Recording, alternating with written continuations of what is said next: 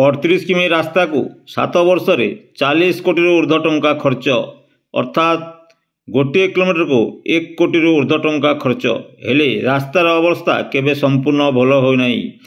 उन्नतीकरण कार्य हेउथुवा बेले केतेबेले रास्ता दबी जाउथला तो केतेबेले उपुड़ी जाउथला। एहीपरि एक रास्ता काम होइछि पाटनागढ़ कंटांजी मुख्य रास्ता।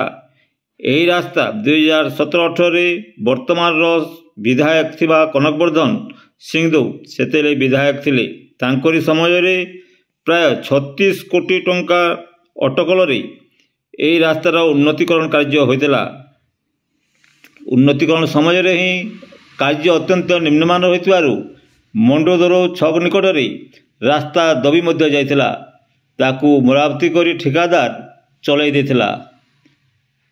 जेणे तेणे प्रकार काम करी ठेकेदार माले माल होगला।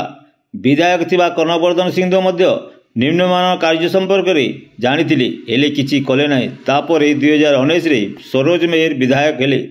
तांको समय रे एही रास्तार मरामती कार्य रे कोटी कोटी टंका खर्च हैला हेले अवस्था सुधरिला नाही।